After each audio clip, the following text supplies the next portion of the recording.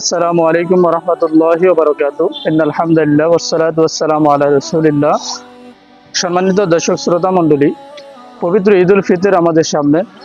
খুশির দিন, আনন্দের দিন। এই খুশির দিনেও কিছু সুন্নাহ রয়েছে, আমল রয়েছে, যেগুলো আমরা ইচ্ছা করলে করতে পারি খুব সহজ। যেমন ঈদের দিন খুব ভোরে সকাল সকাল ঘুম থেকে ওঠা, অর্থাৎ ফজরের নামাজ জামাতে আদায় করা।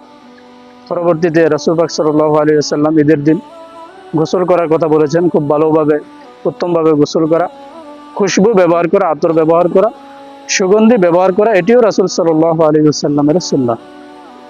পরবর্তীতে আমরা ঈদের নামাজে যাব, এর আগে মিষ্টি জাতীয় কোনো কিছু খেয়ে যাওয়া সুন্নাহ। সেমাই হতে পারে, মিষ্টি হতে পারে, এমনকি একটি খেজুরও হতে পারে।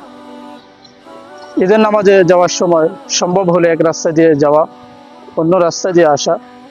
যদি সম্ভব না হয়, অনেক জায়গায় দেখা যায় রাস্তা একটিই থাকে, তাহলে একটি রাস্তা দিয়ে যাওয়া, মনে মনে তাকবীর গুলো পাঠ করা, আল্লাহু আকবার, আল্লাহু আকবার, লা ইলাহা ইল্লাল্লাহ, আল্লাহু আকবার, আল্লাহু আকবার, ওয়ালিল্লাহিল হামদ। এই তাকবীর গুলো যত বেশি পারা যায় পাঠ করা। আর ঈদের নামাজের আগেই আমরা যেন সাদাকাতুল ফিতর আদায় করে নেই, মানুষের মধ্যে বন্টন করে দেই। ঈদ বয়ান সবার মধ্যে